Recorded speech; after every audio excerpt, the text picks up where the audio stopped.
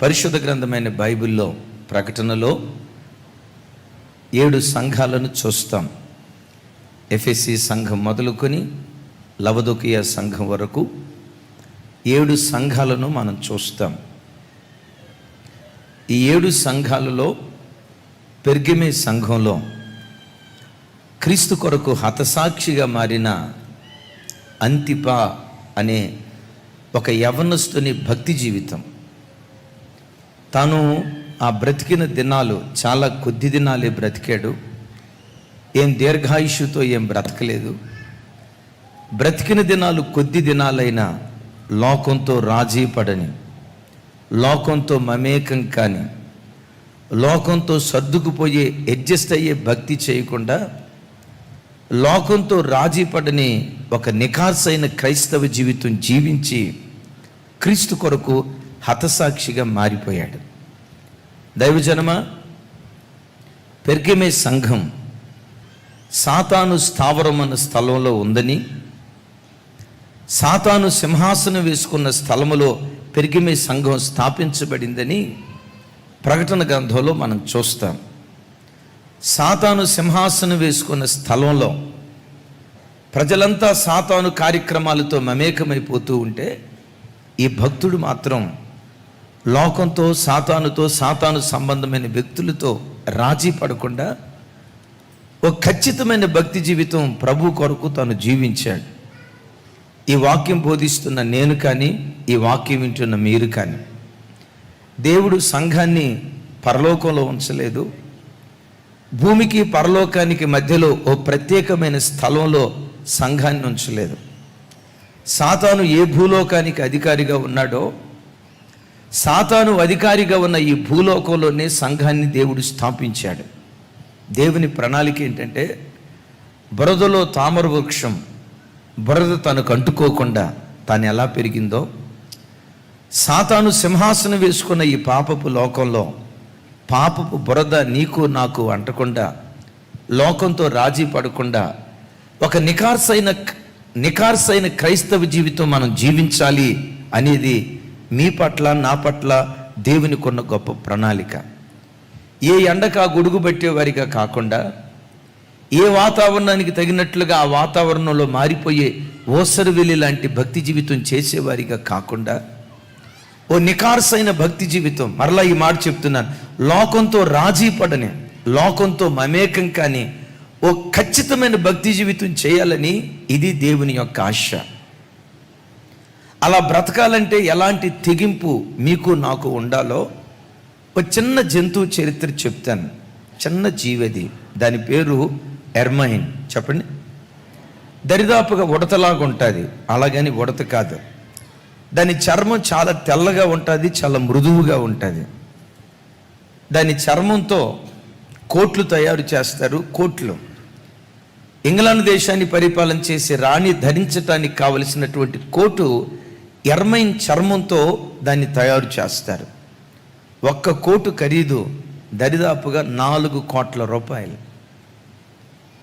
ఏమందరు అట్లా చూస్తున్నారమ్మా? 400 కోట్లేనా? అదంతా మా బాత్రూమ్ ఖర్చు అన్నంతటా చూస్తున్నారు. 400 కోట్లు చూడండి. అది ఎర్మైన్. అది ఎంత రాజీ పడని జీవితం జీవిస్తుందో ఆశ్చర్యం. వేటగాడు దాన్ని పట్టుకోవటానికి వాడేటువంటి తంత్రం, కుయుక్తి ఏంటంటే, అది అంతగా దొరికేది కాదు. చిన్న చిన్న కలుగుల్లో నివాసం ఏర్పరచుకొని ఉంటుంది. దానికి సహజంగా చెర్రీ పండ్లు అంటే చాలా ఇష్టం. చెర్రీ పండ్లు అంటే చాలా ఇష్టం. అది ఉన్నటువంటి కలుగుకు అంత దూరాన ఈ చెర్రీ పండ్లు వేటగాడు విసురుతాడు. ఆహారం కోసం కలుగులో నుంచి బయటకు వచ్చిన తర్వాత ఈ చెర్రీ పండ్ల వాసన ఎక్కడో వస్తుందని తినటానికి వెళ్తుంది. అది తింటూ ఉంటుండగా వేటగాడు ఈ ఎర్మైన్ అనే చిన్న జీవి ఏ కలుగులో నుంచి బయటకు వచ్చిందో దాన్ని రంధ్రం చుట్టూతా మనుషుని యొక్క మలాన్ని పోస్తాడట, అశుద్ధాన్ని పోస్తాడట. సరే, చెర్రీ పండ్లు తిని తన కలుగులోకి వెళ్దామని ఈ కలుగు దగ్గరకు వస్తే చుట్టూత అశుద్ధం, మలం, అపవిత్రత. విచిత్రం చూడండి, ఇక్కడేమో అపవిత్రత ఉంది, అపవిత్రతను అంటించుకొని లోపలికి వెళ్తే అది బ్రతుకుతుంది. బయటేమో వేటగాడు ఉన్నాడు. మరణం జీవం మధ్య, ఈ రెండింటి మధ్య ఆ ఎర్మైన్ కొట్టుమిట్టాడుతూ ఉంటుంది. వేటగాడు బాణంతో సంధించడానికి దాన్ని దుప్పటితో కప్పేసి, ఒక సంచితో కప్పేసి దాన్ని తీసుకుని వెళ్ళి చంపి దాన్ని తోలు వలిచి అమ్మటానికి వేటగాడు సిద్ధంగా ఉన్నాడు. సరే, ప్రాణాన్ని కాపాడుకొని కలుగులోకి వెళ్దామంటే దాని చుట్టూత అశుద్ధం ఉంటుంది. ఈ ఎర్మైన్ ఏం చేస్తుందో తెలుసా? ఈ కలుగులోకి వెళ్ళి నేను అపవిత్రురాలను అయ్యే కంటే, నా ఒంటికి మాలిన్యాన్ని అంటించుకునే కంటే నేను ప్రాణం పోగొట్టుకోవటమే మేలని అశుద్ధాన్ని తనకు అంటించుకోకుండా ఆ కలుగులోకి వెళ్లకుండా బయటే తిరుగుతుంది. ఈ లోపల వేటగాడు రానే వస్తాడు, దాన్ని పట్టుకుంటాడు, తర్వాత చంపేస్తాడు, దాన్ని తోలు వలుస్తాడు. దానితో రాణి ధరించే చక్కటి కోట్. ఇప్పుడు మానవ భాషలో, ఇప్పుడున్న భాషలో చంపబడుతున్నటువంటి ఆ ఎర్మైన్ దగ్గరికి వెళ్ళి మనం ఇంటర్వ్యూ చేసామనుకోండి, ఏం చేసామనుకోండి, ఇంటర్వ్యూ చేసామనుకోండి, మన టీవీ విలేకరులు చేస్తారు కదా, అట్లా మనం ఇంటర్వ్యూ చేసి, ఎర్మైన్ ఇట్లా మైకి పెట్టి లోపలికి వెళ్తే ప్రాణం కాపాడుకోవచ్చు కదా, నువ్వు లోపలికి వెళ్లకుండా బయటే చుట్టూతో ఎందుకు నువ్వు తిరుగుతున్నావు అని దాన్ని ఇంటర్వ్యూ చేస్తే ఏమంటుందో తెలుసా? నా శరీరాన్ని మలినపరుచుకునే కంటే ప్రాణం పోగొట్టుకోవటమే నాకు ఇష్టం. నా ప్రాణం కంటే పవిత్రంగా బ్రతికే జీవితాన్ని నేను ఎక్కువగా ప్రేమిస్తూ ఉన్నాను. దేవుని బిడ్డలారా, ఒక చిన్న జీవి తన ప్రాణం కంటే పరిశుద్ధతను ఎక్కువగా ప్రేమించింది. ప్రభు పిల్లలుగా ఆయన సన్నిధికి వచ్చిన తర్వాత ఏదో కాస్త లోకం, కాస్త మాలిన్యం వంటించుకొని మరలా దేవుని దగ్గరకు వచ్చే కల్తీ భక్తి, మలినమైపోయే భక్తి ప్రభు బిడ్డలుగా మనం చేయకుండా పరిశుద్ధతను, నీతిని, పవిత్రతను, దేవుని కొరకు యథార్థంగా బ్రతికే జీవితాన్ని మన ప్రాణం కంటే ఎక్కువగా ప్రేమించేవారిగా మనం బ్రతుకుదుము కాక. చెప్దామే ఆమేన్. ఇంతకీ ఈయన ఎట్లా బ్రతికాడు? ఈయన జీవితం మనకు నేర్పే పాఠం ఏంటి? ఎలా బ్రతకాలని దేవుడు మన దగ్గర నుంచి ఆశపడుతున్నాడు? రండి ధ్యానించుదాం. ప్రకటన గ్రంథం అందరూ చూడండి, 2వ అధ్యాయం 12వ వచనం నుంచి 17వ వచనం వరకు చాలా వచనాలు ఉన్నాయి గనుక నేను త్వరగా చదివి వర్తమానంలోకి వెళ్తాను. అందరూ మీ బైబిల్ తెరవండి. ప్రకటన గ్రంథం 2వ అధ్యాయం 12వ వచనం నేను చదువుతూ ఉండగా అందరూ స్వరమెత్తి నాతో కలిసి మాటలు చెప్పండి. పెర్గెలో ఉన్న సంఘపు దూతకు ఇలాగు వ్రాయుము, వాడి అయిన 2 అంచులు గల ఖడ్గము గలవాడు చెప్పు సంగతులేవనగా, సాతాను సింహాసనమున్న స్థలములో నీవు కాపురమున్నావని నేను ఎరుగుదును, మరియు సాతాను కాపురమున్న ఆ స్థలములో నా యందు విశ్వాసి అయ్యుండి నన్ను గూర్చి సాక్షి అయిన అంతిపై అనువాడు మీ మధ్యన చంపబడిన దినములలో నీవు నా నామమును గట్టిగా చేపట్టి నా యందలి విశ్వాసమును విసర్జింపలేదనియు నేను ఎరుగుదును. అయినను నేను నీ మీద కొన్ని తప్పిదములు మోపవలసి ఉన్నది. అవేమనగా, విగ్రహము బలిచ్చిన వాటిని తినునట్లును, జారత్వము చేయునట్లును, ఇశ్రాయేలీయులకు ఉరియొడ్డుమని బాలాకునకు నేర్పిన బిలాము బోధను అనుసరించువారు నీలో ఉన్నారు. అటువలనే నికోలాయితుల బోధను అనుసరించువారు నీలో ఉన్నారు. సౌండ్ పెంచాలి ఇక్కడి నుంచి. కావున మారు మనసు పొందు, లేని యెడల నేను నీ యొద్దకు త్వరగా వచ్చి నా నోట నుండి ఒట్టు ఖడ్గము చేత వీరితో యుద్ధము చేసేదను. 17వ వచనం ముగింపు. అందరూ కలిసి, సంఘములతో ఆత్మ చెప్పుచున్న మాట చెవి గలవాడు వినుగాక. జయించువానికి మరుగై ఉన్న మన్నా భుజింపనిత్తును, అతనికి తెల్లరాతి నిత్తును, ఆ రాతి మీద చెక్కబడిన ఓ కొత్త పేరు పొంది ఆ రాతి మీద చెక్కబడిన ఓ కొత్త పేరుండును, పొందిన వానికే గాని అది మరి ఎవనికిని తెలియదు. దైవజనమా గమనించండి, పెర్గమే పట్టణం అట సాతాను సింహాసనం వేసుకున్న పట్టణం అట. ఎంత భయంకరమైన మాట చూడండి. ఆ పట్టణంలో సాతాను కాపురం ఉంటున్నాడు అని లేఖనాల్లో రాయబడి ఉంది. ఏంటి సాతాను సింహాసనం వేసుకోవటం? ప్రపంచంలో 200 దేశాలకు పైగా ఉంటే ఈ ఒక్క పెర్గమే పట్టణంలోనే సాతాను సింహాసనం ఉన్నట్లుగా, ఆ స్థలంలోనే సాతాను కాపురం ఉండి సమస్త ప్రాంతాలను పరిపాలన చేస్తున్నట్లుగా ఓ విచిత్రమైనటువంటి మాట లేఖనాల్లో ఈ స్థలంలో రాయబడి ఉంది. దైవజనమా గమనించండి, ప్రపంచ దేశాలకు సాతాను స్థావరంగా చేసుకొని సమస్త ప్రాంతాలను పాడు చేసిన ప్రాంతం ఏదయ్యి అంటే పెర్గమే అని ప్రకటన గ్రంథంలో చూస్తూ ఉన్నాం. సాతాను సింహాసనం వేసుకోవటం ఏంటి? సాతాను అక్కడ కాపురం ఉండటం ఏంటి? ఈ పెర్గమే పట్టణంలో 90 అడుగుల ఎత్తు కలిగిన ఒక కొండ ఉంది. ఆ కొండ మీద 40 అడుగుల ఎత్తు కలిగిన ఒక బలిపీఠాన్ని కట్టారు. 90 అడుగుల ఎత్తు కలిగిన ఆ కొండ మీద 3 రకాలైన దేవాలయాలు ఉండేవి. వాటి పేర్లు నేను చెప్తాను. ఎన్ని రకాలైన దేవాలయాలు? చెప్పాలి. ఎన్ని రకాలైన దేవాలయాలు? 3 రకాలైన దేవాలయాలు ఆ పట్టణం ఆ పర్వతం మీద కట్టబడినట్లుగా చరిత్రకారులు చెప్తారు. ఒక దేవత పేరు ఏంటంటే నేను చదువుతాను. ఎస్కోలోఫియోస్ ఒక దేవత పేరు. రెండవ దేవత పేరు జూస్, ZEUS, జ్యూస్ అనే పేరు మనకు బాగా అర్థం కావాలంటే, కొంచెం గుర్తుండాలంటే, ఫ్రూట్ జ్యూస్ తాగుతారు కదా, కాకపోతే ఆ జ్యూస్ స్పెల్లింగ్ వేరు, ఈ జ్యూస్ స్పెల్లింగ్ వేరు. గ్రేప్ జ్యూస్, యాపిల్ జ్యూస్ తాగుతారు కదా, ఈ జ్యూస్కున్న స్పెల్లింగ్ ఏంటంటే ZEUS. మూడవ దేవాలయం రోమన్ కింగ్, కైసర్నే వాళ్ళు దేవునిగా ఆరాధించేటువంటి వాళ్ళు. అంటే ప్రభు పెట్టారా, ప్రపంచ దేశాలన్నిటిలో అతి ఎక్కువ విగ్రహారాధన ఈ పెర్గమే పట్టణంలో జరిగేది. ఏమిటో అక్కడ జరిగేటువంటి ఆరాధన అంటే, మొదటి దేవత ఉంది చూసారా, అది సర్పపు ఆకారంలో ఉండేదట.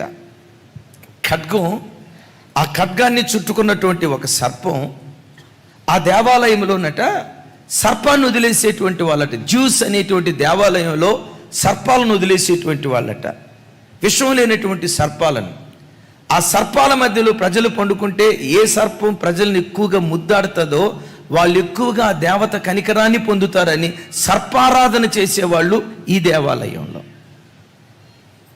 మొదటి దేవత ఉందే, ఆ మొదటి దేవత కూర్చోవటానికని 40 అడుగుల ఎత్తు కలిగిన ఒక సింహాసనం వేస్తే వాళ్ళ నమ్మకం ఏంటంటే ఆ సింహాసనం మీద ఆ మొదటి దేవత వచ్చి కూర్చునేదట. ఈ రెండూ సరిపోక ఆ కాలంలో రోమా సామ్రాజ్యాన్ని ఏ రాజు పరిపాలన చేస్తాడో, జూలియస్ సీజర్ అనే పేరు మీరు విన్నారు కదా, ఆ జూలియస్ సీజర్ అనే రాజు కానీ, అంతకు మునుపు రోమా సామ్రాజ్యాన్ని పరిపాలన చేసిన రాజులు కానీ వారి విగ్రహాలను తయారు చేసి ఈ ఆలయంలో పెట్టి ఈ 3 రకాలైనటువంటి వాటిని ఈ పెర్గమే పట్టణంలో ప్రజలు ఆరాధన చేస్తూ ఉండేటువంటి వాళ్ళు. ఇక్కడి నుంచే ప్రపంచ దేశాలకు, రోమా పట్టణం తర్వాత పెర్గమే పట్టణం నుంచే ప్రపంచ దేశాలకు విగ్రహారాధన వ్యాపించినట్లుగా పరిశుద్ధ గ్రంథమైన బైబిల్లో మనం చూస్తూ ఉన్నాం. దైవజనమ గమనించండి, ఈ సృష్టి అంతటికి ఒక్కడే దేవుడు ఉన్నాడు. ఒక్కడే దేవుడై ఉంటుండగా ప్రపంచానికి ఒక దేవుడు, దేశానికి ఒక దేవుడు, ఎలా వీళ్ళందరూ మారిపోయారంటే, అసలు సాతాను ఎలా ఏర్పడిందో ఒక మాట క్లుప్తంగా చెప్తాను. సాతాను ఒకప్పుడు సృష్టిలో లేడు. పరలోకం, దేవదూతలు, దేవుడు ఇదే సృష్టిలో ఉండేది.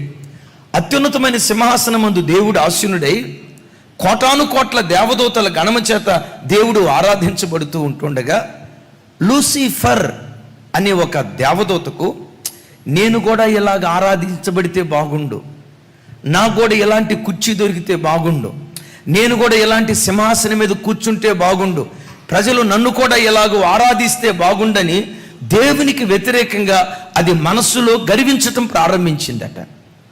దాని గర్వపు మనస్సు దేవుడు చూసి పరలోకం నుండి పాతాళానికి నెట్టేశాడు. ఎప్పుడైతే దేవదూత నెట్టివేయబడిందో దేవదూత దయ్యంగా మారిపోయింది. వెలుగై ఉన్న దేవదూత చీకటిగా మారిపోయాడు. పరలోకంలో ఉండే దేవదూత పాతాళానికి, భూలోకానికి వాడు నెట్టివేయబడ్డాడు. గమనించండి, వాడు భూలోకానికి నెట్టివేయబడిన తర్వాత వాడు పరలోకం నుంచి నెట్టివేయబడ్డాడు, కానీ వాడి లోపటున్న ఆశ మాత్రం చావలేదు. ఏంటి వాడి ఆశ? నన్ను ప్రజలు ఆరాధించాలి, నన్ను ప్రజలు సేవించాలి. ఇదిగో ఈ నిజదేవుని స్తుతించినట్లుగానే, నిజదేవుడిని ఆరాధించినట్లుగానే నన్ను కూడా ప్రజలు ఆరాధన చేయాలి అని చెప్పి రకరకాల రూపాల్లో ఆయా దేశాల్లో, గమనించండి, ఆయా రూపాల్లో వెలిసి వాటికి ఆరాధన చేసే కార్యక్రమాన్ని ఈ లూసిఫర్ సాతాను ప్రారంభించాడు. రోమా దేశం ఉంది చూసారా, గ్రీసు దేశం ఉంది చూసారా, గల్లీకి ఒక దేవతట, ఇంటింటికి ఒక దేవతట. కొన్ని గ్రామాల్లో ఆ గ్రామంలో 100 ఇళ్ళుంటే దేవాలయాలు వచ్చేసరికి 300 దేవాలయాలు ఉండేయంట. ఒక్కొక్కింటికి 3-2 దేవాలయాలు, అంత విస్తారంగా. రోమా పట్టణాన్ని గూర్చి లేక రోమా సామ్రాజ్యాన్ని గూర్చి, గ్రీసు సామ్రాజ్యాన్ని గూర్చి ఉన్న ఒక నానుడు ఏంటంటే, ఆ దేశాల్లో దేవుళ్ళు ఎక్కువైపోయి ట్రాఫిక్ జామ్ అయిపోయేదంట. అంటే అంత విస్తారమైనటువంటి కార్యక్రమాలు జరుగుతూ ఉండేవి. సరిగ్గా సాతాను స్థావరం ఉన్న ఆ ప్రాంతంలోకి అపోస్తులు దేవుని వాక్యం మోసుకొని వెళ్ళారు. దేవుని వాక్యాన్ని మోసుకొని వెళ్ళి వాళ్ళకి వాక్యం ప్రకటించిన తర్వాత కొంతమంది ప్రభు తట్టు తిరిగారు. ప్రభు తట్టు తిరిగిన తర్వాత దేవుని దగ్గర ఉన్న నియమం ఏంటంటే, ఒకే దేవుణ్ణి ఆరాధించాలి. ఆయన ఆరాధించే ప్రజలు విగ్రహ అర్పితమైన వాటిని పొరపాటును భుజించకూడదు, రైట్, చారత్వం చేయకూడదు. ఇలాంటి దైవికమైన నియమావళి క్రైస్తవ సంఘంలో దేవుడు ప్రబోధించినట్లుగా లేఖనాల్లో చూస్తున్నాం. పెరిగిమ వాళ్ళు ఏం చేశారో తెలుసా? రైట్, మీ యేసు ప్రభుని ఆరాధిస్తే ఆరాధించండి, మాకు అభ్యంతరం ఏమీ లేదు, కానీ మా దేవతలకు అర్పించిన వాటిని మీరు తప్పకుండా తినాలి. తింటేనే ఈ పట్టణంలో బ్రతుకుతారు, తినలేదా మిమ్మల్ని చంపేస్తాం అని క్రైస్తవ్యానికి వ్యతిరేకంగా పెర్గెమేలో ఒక ఆజ్ఞ జారీ అయింది. ఆ రోజుల్లో డాక్టర్గా, వైద్యునిగా వృత్తి చేస్తూ సువార్తను ప్రకటిస్తున్నవాడు అంతిపా అనేటువంటి యవనస్తుడు. అతడు డాక్టర్ అట. పరిశుద్ధ గ్రంథమైన బైబిల్ కొత్త నిబంధనలో లోక అనే డాక్టర్ను చూస్తాం కదా. ఆయన తర్వాత 2వ వైద్యుడు ఎవరయ్యంటే అంతిపా. ఈయన ఎంత అద్భుతమైన కృప కలిగిన వాడంటే, ఒకవైపు ఉద్యోగం చేసుకుంటూనే, నా వైపు చూడండి, ఒకవైపు ఉద్యోగం చేసుకుంటూనే మరొక వైపు దేవుని సువార్తను గూర్చి ప్రకటిస్తూ ఉండేవాడు. ఈ మాటలు వింటున్న దైవజనమ, ఓ క్రైస్తవుడు సువార్తను ప్రకటించడానికి ఎలాంటి వేదికలేం అవసరం లేదు. ఒక సువార్త కూడికకు వేదిక ఏర్పాటు చేస్తే ఆ వేదికలో నుంచి ప్రసంగించాల్సిన అవసరం ఏమీ లేదు. ఒక మాట అంట, నువ్వు పనిచేసే స్థలంలోనే, నువ్వు ఉద్యోగం చేసే స్థలంలోనే నిన్నెదుర్కొన్న ప్రతి వ్యక్తికి క్రీస్తును గూర్చినటువంటి వార్త ప్రకటించే అంతిపాగా దేవుని కొరకు మనం బ్రతుకుదుముగాక. నువ్వు పనిచేస్తున్న కంపెనీలోనే, నువ్వు పనిచేస్తున్న హాస్పిటల్లోనే, నువ్వు చదువుకుంటున్న కాలేజీలోనే, నువ్వు వ్యాపారం చేస్తున్న చోటే నీ చుట్టూతో ఉన్న వ్యక్తులకు దేవుని గురించి ఏదో ఒక మాట అందించే వ్యక్తులుగా మనం బ్రతుకుదుముగాక. ఈ అంతిపా వాక్యం విని అనేక మంది ప్రభు దగ్గరకు వచ్చారు. గమనించండి, ఆ ప్రభు దగ్గరకు వచ్చిన ప్రజలను చూసి పెరిగిమే వాళ్ళు అన్నారు, మా విగ్రహాలకు అర్పించిన వాటిని తినండి అన్నారు. నో, నేను తినవన్నారు. ఎవరు మీకు చెప్పారు? మాకు వాక్యాన్ని బోధించిన పలానా ఆయన. అంతిపా దగ్గరకు వచ్చారు. అంతిపాతో అన్నారు, ఇదిగో మా విగ్రహాలకు అర్పించిన వాటిని నువ్వు తినాలి. నేను తిన్నాం, తినకపోతే చంపేస్తాం, చంపినా పర్వాలేదు, నేను రాజీ పడను. అంతిప అనే పేరుకున్న అర్థం ఏంటంటే, అంతిప అనే పేరుకున్న అర్థం ఏంటంటే ఓ రకంగా ఎగనెస్ట్ ఆల్. ఎగనెస్ట్ చెప్పాలి ఎగనెస్ట్ దానికి నేను పెట్టే పేరు ఏంటంటే ఎదురీదేవాడు. గమనించండి, వరద ప్రవాహం వస్తుంది. ఈ వరద ప్రవాహంలో కొండలు, కొండ చిలువలు, పెద్ద పెద్ద పర్వతాలు కొట్టుకొని పోతాయి. వరద ప్రవాహానికి ఎదురీదగలిగిన ఒకే ఒక్క జీవి చేప ప్రవాహాన్ని కొట్టుకొని పోదు. ఈ అంతిప అనే ఈ యవనస్తుడు ఉన్నాడు చూసారా, అందరూ ఆ వరద ప్రవాహంలో కొట్టుకొని పోతే వాళ్ళలాగా నేను ఎందుకు బ్రతుకుతాను, ప్రాణం పోయినా పర్వాలేదు, రాజీ పడే భక్తి జీవితం నేను చేయనని వాళ్ళకు ఎదురు ఈదుతూ వెళ్ళిపోయాడు. అప్పుడు పెర్గమే ప్రాంతంలో ఉన్న గవర్నర్ ఏం చేశాడంటే, ఇలా నువ్వు చేస్తున్నావు గనక, తమ్ముడు ఆ వీడియో రెడీ చేయి, ఇలా నువ్వు చేస్తున్నావు గనక నేను చంపేస్తాను జాగ్రత్త అన్నారు. ఆ యవనస్తుడు ఏం చేశాడో తెలుసా, చంపినా పర్వాలేదు, నా ప్రాణం పోయినా పర్వాలేదు, నేను ఆరాధించే నా దేవుణ్ణి నా ప్రాణం కంటే నేను ఎక్కువగా ప్రేమించాను. నా జీవితం ఏమైపోయినా పర్వాలేదు, నా పరిస్థితులు ఏమైపోయినా పర్వాలేదు, చివరికి ప్రాణం పోగొట్టుకునే స్థితి వచ్చినా పర్వాలేదు, నా ప్రభువును మాత్రం వదిలిపెట్టను, రాజీ పడే భక్తి జీవితం చేయనని అందరికీ వ్యతిరేకంగా దేవుని కొరకు నిలవబడ్డాడు. అప్పుడు పెర్గమే గవర్నర్ ఏం చేశాడో తెలుసా, అతని రెండు చేతులను బంధించి పెర్గమే పట్టణపు నడివీధులలో ఈడ్చుకుంటూ వెళ్ళాడు. రాళ్ళు రువ్వుతూ కొడుతున్నారు. ఒకసారి చూడండి, నా వైపు చూడండి. రాళ్ళు రువ్వుతూ కొడుతున్నారు. ఆ పెర్గమే గవర్నర్ ఏం చెప్తున్నాడో తెలుసా, ఇదిగో యేసు ప్రభు నమ్ముకున్న క్రైస్తవులారా, మాతో రాజీ పడితే మీరు బ్రతుకుతారు, రాజీ పడకుండా మేము ఇలా బ్రతుకుతామని అన్నారా, అంతిపాకు ఏ గతి పట్టిందో మీకు కూడా అదే గతి పట్టింది, జాగ్రత్త, ఇదిగో చూడండి అని ఆ పట్టణం అంతా కేకలు వేస్తూ ప్రజలను ఆహ్వానించి నడివీధుల్లో ఈడ్చుకుంటూ రాళ్ళు రువ్వుతూ కొట్టుకొని తీసుకుని వెళ్ళారు. ఎక్కడికి తీసుకుని వెళ్ళారంటే ఆ పర్వతం దగ్గర ఎత్తడితో చేయబడిన ఒక ఎద్దు ఆకారం ఉంది. ఎత్తడితో చేయబడిన ఎద్దు ఆకారం. ఆ ఎద్దుకు పైభాగాన మూత ఓపెన్ చేయొచ్చు, క్లోజ్ చేయొచ్చు.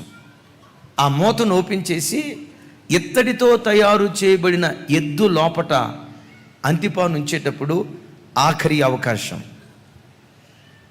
మాతో రాజీ పడతావా, నువ్వు బ్రతుకుతావు, లేదు రాజీ పడనంటావా, ఈ ఎత్తడి ఎద్దు రూపంలో నిన్ను పెట్టి కింద మంట పెట్టి ఆ మంటతో నిన్ను కాలుస్తావంటావు, వెంటనే కాలిపోవు, ఆ సెగ తగిలి ఒళ్ళు చర్మం అంతా ఊడిపోయి కేకలు వేస్తూ నువ్వు చనిపోతావు, జాగ్రత్త అన్నారు. అంతిపా అన్నాడు, నా ప్రభువుని నా ప్రాణం కంటే నేను ఎక్కువగా ప్రేమించాను, నా ప్రాణం కొరకు లోకంతో నేను రాజీ పడను, దేవుడు తినొద్దన్నాడు, నేను తిన్ను, ప్రాణం పోయినా పర్వాలేదని చెప్పి అక్కడ కూడా రాజీ పడని జీవితం ప్రభు కొరకు జీవిస్తే, ఆ పెర్గమే పట్టణస్తులు ఏం చేశారంటే ఎద్దు లోపట ఈ అంతిపా నుంచి మూత వేసి క్రింద మంట పెట్టారు. విచిత్రం ఏంటంటే ఆ ఎద్దు లోపట నోటి భాగంలో ఒక బోర ఉంటుంది. ఎందుకు ఆ బోర అంటే, ఈ అగ్ని సెగలతో అతడు కాలిపోతున్నప్పుడు ఆ బాధ తట్టుకోలేక కేకలు వేస్తాడు కదా, ఆ కేక ప్రాంత ప్రజలంతా వినాలని, చూడు మాతో రాజీ పడని వాడిని ఎట్లా మేము చంపామో మీరందరూ తెలుసుకోవాలని, ప్రజలంతా వినాలని లోపట ఒక బోరనేసి కాల్చి అలా చంపుతూ ఉండేవాళ్ళు. ఒక చిన్న వీడియో మీకు చూపిస్తాను, ఎలా అంతిపయాని కానీ ఆ కాలంలో ప్రభు కొరకు బ్రతికే వారిని కానీ ఎలా హింసించేవాళ్ళో ఒక చిన్న వీడియో చూడండి. One of history's first machines of malice goes on record. The brazen bull. The concept of the bronze bull is simple, but the execution is downright diabolical. This deadly device doubles as a musical instrument. To the ancient Greeks, bulls were a symbol of absolute power. This is why bulls like the Minotaur are so prevalent in mythology. Some early Greeks believed in a bull-headed god called Moloch, pit beneath, then lick the belly of the beast. The screams of the bull's victims sound waves can't travel through material as dense as metal. However, if the fire superheats the air inside the brazen bull, a victim bull's head. The victim. Ancient texts describe how the tyrant Phalaris wanted to test the bull's music, but in a moment of fiendish trickery, the tyrant locked the trap. The artist was the brazen bull's first victim. Would slowly cook you from the inside out. The extreme inside the brazen bull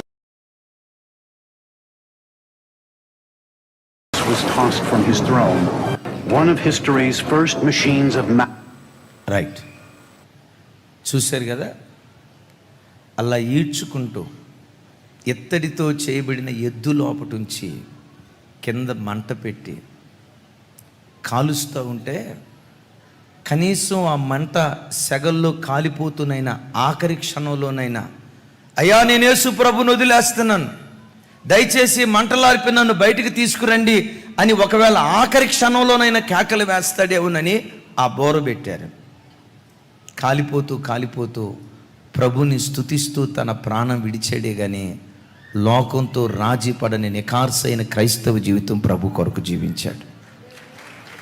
ఒకసారి చూడండి, ఇలాంటి నిఖార్సైన క్రైస్తవుని గమనించండి. ఇలాంటి నిఖార్సైన క్రైస్తవుని ప్రాణం కంటే ప్రభువుని ఎక్కువగా ప్రేమించిన ఈ క్రైస్తవుని పెర్గమే సంఘం కన్నులారా చూసింది. కానీ ఈ సంఘ పరిస్థితి ఏంటంటే ప్రభువునైతే విడిచిపెట్టలేదు, కానీ పెర్గమే పట్టణస్థుల ఆచారాలతో పద్ధతులతో సాంప్రదాయాలతో ఈ పెర్గమేలో ఉన్న క్రైస్తవులు రాజీపడి బ్రతకటం ప్రారంభించారు. ఏంటి రాజీ పడ్డారు అంటాడు, బిలాము బోధను వాళ్ళు అనుసరించారట. బిలాము ఇశ్రాయేలు ప్రజలు మోయాబు ప్రాంతానికి వచ్చినప్పుడు ఇశ్రాయేలుని శపించాలనుకున్నాడు, కుదరలేదు. ఇశ్రాయేలీలు తమను తామే శాపగ్రస్తులుగా చేసుకోవాలని చెప్పి బాలాకుకి ఇలా చెప్పాడు, ఏమి లేదయ్యా, ఇశ్రాయేలు ప్రజలకు మాంసం మాంసం మాంసం మాంసం కొరకు రగిలిపోతున్నారు, ఏమి లేదు, మీ దేవతకు ఒక పండగ ఆచరించండి, బాగా కోసేయండి, వేటలను మేకపోతులను ఏం గొయ్యాలు కోసేయండి, ఇశ్రాయేలీలను భోజనానికని పిలవండి, విగ్రహాలకు అర్పించిన వాటిని మీరు పెట్టండి, వాళ్ళకు వడ్డించేటప్పుడు పురుషులు వెళ్ళొద్దు, అశ్లీలమైన వస్త్రధారణతో స్త్రీలను పంపించండి, ఆ స్త్రీలు వాళ్లకు భోజనాలు వడ్డిస్తూ ద్రాక్షారసం పోస్తుంటుండగా ఈ స్త్రీలను చూసి వాళ్ళు మోహంలో పడి వీళ్లతో వ్యభిచారం చేస్తారు. ఎప్పుడైతే విగ్రహారాధన వ్యభిచారం విగ్రహ సంబంధమైన వాటిని తిన్నారో ఆటోమేటిక్గా దేవుని ఉగ్రత వాళ్ళ మీదకి దిగి వస్తుంది. ఈ రీతిగా వాళ్ళను నాశనం చేయొచ్చు అని బిలాము అనేవాడు. బిలాము అనే పేరుకున్న అర్థం ఏంటంటే ప్రజలను నాశనము చేయువాడు అని అర్థం. గమనించండి, ప్రజలను నాశనం చేసే బిలాము ఈ ఆలోచన బాలాముకు చెప్తే ఈ ఆలోచన అమలు పరిచాడు. అనేక మంది ఇశ్రాయేలు ప్రజలు ఆ స్థలంలో నాశనమైపోయినట్లుగా లేఖనాల్లో చూస్తున్నాం. గమనించండి, మోయాబు మైదానంలో ఏది జరిగిందో ఏంటి, విగ్రహ సంబంధమైన వాటిని తినటం. పెర్గమే సంఘం కూడా ప్రాణాన్ని కాపాడుకోవటం కోసం విగ్రహ సంబంధమైన వాటిని తినటం ప్రారంభించింది. ఒకసారి నా వైపు చూడండి. క్రైస్తవులు మనం బ్రతుకుతుంది అన్య ప్రాంతం, విగ్రహారాధన చేసే ప్రజల మధ్యలో మనం బ్రతుకుతున్నాం. వాళ్ళు ఎక్కడెక్కడికో వెళ్ళి ఏ స్థలాల్లోకి వెళ్ళి వాళ్ళకు విగ్రహాలకు అర్పించిన వాటిని మన దగ్గరికి తీసుకొచ్చి తినమంటారు. ఏం చేద్దాం? యాకోబు గ్రంథంలో ఏమని రాసి ఉంటుందో తెలుసా? యేసుక్రీస్తును గూర్చిన విశ్వాస విషయంలో మొకమాటము లేనివారిగా మనం బ్రతకాలి. నేను తిన్నయ్యా, అలాగని మీ దేవి దేవతలను మేము కించపరచం. మీ విశ్వాసం మాది, మీ విశ్వాసం మీది, మీ నమ్మకం మీది. మీ నమ్మకాన్ని మేము కించపరచం. క్రైస్తవులుగా మాకున్న ధర్మం, దేవుడు మాకు నేర్పిన న్యాయ విధి ఏంటంటే విగ్రహ సంబంధమైన వాటిని తినకూడదు. అట్టట్లా నువ్వెందుకు తినవు అని అన్నారు అనుకోండి, సింపుల్. మహమ్మదీయుల్ని పంది మాంసం తినమంటే తింటారా? తినరు. అది వాళ్ళకి హేయం. అలాగని వాళ్ళని తినమని మనం బలవంతం చేసామా? అది తప్పు. అలాగే హైందవ సహోదరులు ఆవు మాంసం తినరు, మహమ్మదీయ సహోదరులు తింటారు, అది వాళ్ళ ఇష్టం. ఆవు మాంసాన్ని తీసుకుని వెళ్ళి హైందవ సహోదరులకు మనం పెట్టామనుకోండి, వాళ్ళు తింటారా? తినరు. హైందవ ధర్మాన్ని గౌరవించటం మన బాధ్యత. మహమ్మదీయ ధర్మాన్ని వాళ్ళు గౌరవించుకునేటట్లుగా వాళ్ళకి అవకాశం ఇవ్వటం ప్రతి మనుషుని యొక్క బాధ్యత. అట్ దట్ సేమ్ టైం ఒక మహమ్మదీయుడు పంది మాంసం ఎలా తినడో, ఒక హైందవుడు ఆవు మాంసం ఎలా భుజించడో, క్రైస్తవుడు కూడా విగ్రహాలకు అర్పించిన వాటిని భుజించకూడదు. Praise the Lord. అట్లెందుకు తినో అంటానికి వీల్లేదు. ఎవరి ధర్మాన్ని వాళ్ళు ఆచరించడానికి ప్రతి మనిషి అవకాశం ఇచ్చేటువంటి వాడిగా ఉండాలి. దైవజన్మ, మనం లోకంలో బ్రతుకుతున్నప్పుడు రాజీ లేని క్రైస్తవ జీవితం చేయాలి. వీళ్ళేమనుకుంటారో, నన్ను తక్కువగా అంచనా వేస్తారేమో, మరో రకంగా ప్రవర్తిస్తారేమో, ఏం పర్వాలేదు అట్లా చాపి తినేసేద్దాం అని అనుకోవటానికి వీల్లేదు. ఓ సందర్భంలో అన్ని కుటుంబాల్లో నుంచి రక్షించబడుతున్న అన్యుల పట్ల ఎలా వ్యవహరించాలి దీని గూర్చి ఆదిమ సంఘంలో తర్జన భర్జన జరిగింది. ఆ తర్జన భర్జన జరిగినప్పుడు ఆ సమావేశానికి అధ్యక్షుడు ఎవరయ్యంటే భక్తుడైన యాకోబు. ఎవరా యాకోబు అంటే బైబిల్లో క్రొత్త నిబంధనలో అనేక మంది యాకోబులు ఉన్నారు. ఇద్దరు యాకోబులు మనందరికీ తెలుసు. ఒక యాకోబేమో అపోస్తలుడైన యాకోబు, యోహాను యాకోబు అంటారు కదా. యోహాను గారి సహోదరుడు యాకోబు. రెండవ యాకోబు ఎవరయ్యంటే యాకోబు పత్రిక రాశాడే యేసుక్రీస్తు వారికి స్వయాన తమ్మునిగా పిలువబడిన యాకోబు. ఈయన యెరూషలేములో ఉన్న సంఘానికి పెద్దగా యేసు ప్రభు వారి తమ్ముడుగా పిలువబడుతున్న యాకోబు గారు ఆ సంఘానికి అధ్యక్షుడిగా ఉన్నాడు. సంఘానికి ఇప్పుడు ప్రధాన సమస్య వచ్చింది. అన్యజనుల్లో నుంచి రక్షించబడుతున్న వారి పట్ల మనం ఎలా వ్యవహరించాలి? కొందరు అంటారు చూసి చూడనట్లు పోవాలండి, లోకంతో రాజీ పడాలండి అని అంటూ ఉంటే దీని గురించి తర్జన భర్జన జరిగి పెద్దలు అక్కడ సమావేశమై ప్రార్థనా పూర్వకంగా ఒక అంశాన్ని రాశారు. చూడండి ఆ మాట. అపోస్తల కార్యాలు 15వ అధ్యాయం 28-29 వచనాలు. 28-29 వచనాలు నేను చదువుతాను. నాతో కలిసి అందరూ ఈ మాట చెప్పడానికి ప్రయత్నం చేయండి.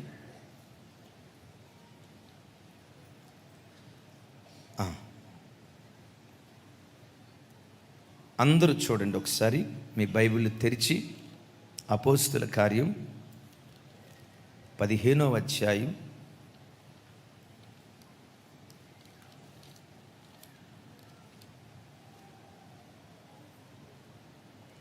28-29 వచనాలు. 29 వచనాలు నాతో కలిసి చెప్పండి. విగ్రహములకు అర్పించిన వాటిని, రక్తమును, గొంతు పిసికి చంపిన దానిని, జారత్వమును విసర్జింపవలెను. ఈ అవశ్యమైన వాటికంటే ఎక్కువైన ఏ భారమును మీ మీద మోపకూడదని పరిశుద్ధాత్మకును మాకును తోచెను. వీటికి దూరముగా ఉండుటకు జాగ్రత్త పడితిరా, అది మీకు మేలు, మీకు క్షేమము కలుగునుగాక. గట్టిగా చెప్తే ఆమేన్. మీకు క్షేమము కలుగునుగాక. ఇది మీకు మేలు, ఇది మీకు క్షేమం. ఏది మాకు క్షేమమయ్యా, ఏది మాకు మేలయ్యా అంటాడు. విగ్రహములకు అర్పించిన వాటికి మీరు దూరంగా ఉండండి, రక్తాన్ని తినకండి, జారత్వానికి దూరంగా బ్రతకండి. ఎలా మీరు బ్రతికారా ఇది మీకు మేలు. ఈ సంగతి పరిశుద్ధాత్మకును మాకును తోచెను అంటాడు. ఎవరెవరికి తోచిందట? పెద్దగా చెప్పాలి. ఎవరెవరికి తోచిందట? పరిశుద్ధాత్మకును మాకును. అంటే విగ్రహములకు అర్పించిన వాటిని తినకూడదు అనేది పరిశుద్ధాత్ముని మాటే కానీ ఒక మనుషుని మాట కాదు. ఈ కడవరి దినాల్లో జరుగుతుంది ఏంటో తెలుసా? సంఘం లోకంతో రాజీ పడుతుంది. కొంతమంది దైవ సేవకులు యూట్యూబ్లో చెప్తున్నారు, విగ్రహాలకు అర్పించిన వాటిని తీసుకురండి మేము తింటామని. నా ప్రభు బిడ్డలారా, ఇక్కడ వాక్యం ఉంటుంది, వాటిని భుజించకూడదు, తినకూడదు, అది మీకు క్షేమం, అది మీకు మేలని దేవుని యొక్క వాక్యం అంటుంది. పెర్గమే సంఘం ఏం చేసిందంటే అయ్యో మనం లోకంలో బ్రతకాలంటే, ఈ ఉద్యోగంలో బ్రతకాలంటే, ఈ వ్యాపారంలో బ్రతకాలంటే మనం రాజీ పడకపోతే ఎట్లా అని చెప్పి లోకంతో రాజీ పడి విగ్రహార్పితమైన వాటిని భుజించటం ప్రారంభించింది పెర్గమే సంఘం. అంతిపాను చూపిస్తూ, చూడు ప్రాణం పోగొట్టుకోవటానికి ఇష్టపడ్డాడు, అంతిపా తెగింపు ఎక్కడా, మీ భక్తి జీవితం ఎక్కడని ఆ సంఘాన్ని దేవుడు ప్రశ్నిస్తూ ఉన్నాడు. ప్రజలను మింగే బిలాము ఎలా ప్రజలను మింగాడో తెలుసా? తర్వాత మాట చూస్తూ ఉన్నాం. జారత్వము వలన ప్రజలను వాడు మింగేసినట్లుగా లేఖనాల్లో రాయబడి ఉంది. ఒకసారి ఈ మాట నా వైపు చూడండి. ఇశ్రాయేలు ప్రజలను విగ్రహార్పితమైన వాటిని భుజించటానికి పిలిచారు. పిలిచినప్పుడు ఏం జరిగిందో తెలుసా? వాళ్లకు వడ్డించటానికి మోయాబు స్త్రీలను, మిద్యాను స్త్రీలను పంపించారు. ఆ మోయాబు స్త్రీలు, మిద్యాను స్త్రీలు ఎలా వచ్చారో తెలుసా? అశ్లీలమైన వస్త్రధారణతో, పల్చటి బట్టలతో, శరీర సౌష్ఠం బయట కనపడే ఆ దరిద్రపు వస్త్రధారణతో ఈ ఇశ్రాయేలు ప్రజల దగ్గరకు వచ్చి వడ్డించడం ప్రారంభించారు. ఇశ్రాయేలు ప్రజలు భోజనం చేస్తూ మత్తెక్కించే ఆ వస్త్రధారణ చూసి మోయాబీయులతో, మిద్యానీయులతో వ్యభిచరించడం ప్రారంభించినట్లుగా, తొదకు దేవుని ఉగ్రతకు వాళ్ళు గురైపోయినట్లుగా లేఖనాల్లో రాయబడి ఉంది. 2 మాటలు చెప్తాను. ఐలారా, అమలారా, శరీర సౌష్ఠం బయట కనపడేటట్లుగా ఈ ఫ్యాషన్ డిజైన్ పితామహుడు ఎవరో తెలుసా? బిలాముగాడు. శరీర సౌష్ఠం బయట కనపడేటట్లుగా ఈ వస్త్రధారణ వచ్చింది చూసారా? దీన్ని తయారు చేసిన తయారీదారుడు ఎవరంటే బిలాముగాడు. ఈ లోకంలో ఎక్కడ చూసినా చూడండి, ఒక స్త్రీ బట్టతో శరీరాన్ని కప్పుకోకుండా శరీరపు సౌష్ఠం బయట కనపడేటట్లుగా అలాంటి అశ్లీలమైన వస్త్రధారణ వేసి యవనస్తుల చూపులు చెడిపోయేటట్లుగా, అనేకుల ఆలోచనలు చెడిపోయేటట్లుగా వికృతమైన వస్త్రధారణతో అనేకులు బ్రతుకుతున్నారు. అరే, లోకంలో బ్రతకటం ఏంటండి? ఇలాంటి వస్త్రధారణ సంఘాలలో కూడా ప్రవేశించింది. ఆ మధ్య ఇప్పుడు ఆ తమ్ముడు మన మందిరానికి వస్తున్నాడు. గత కొంతకాలం, ఒక 4-5 సంవత్సరాల క్రితం క్రొత్తగా మన చర్చికి వస్తున్నాడు. తమ్ముడు ఎక్కడి నుంచి వచ్చారు? గతంలో ఎక్కడికి వెళ్ళేవాడు? నేను మాట్లాడుతూ ఉన్నాను. హైదరాబాద్ వచ్చి ఎంతకాలం అవుతుంది? 7 సంవత్సరాలు అవుతుంది. మన మందిరానికి ఎంతకాలం నుంచి వస్తున్నావు? సంవత్సరం నుంచి వస్తున్నాను. మరి గడిచిన 6 సంవత్సరాలు ఎక్కడికి వెళ్ళావు? యేసు ప్రభుని నమ్ముకోలేదా? నమ్ముకున్నానయ్యా. మరి నమ్ముకుంటే 6 సంవత్సరాలు ఎక్కడికి వెళ్ళావు? పలానా చర్చికి వెళ్ళానయ్యా.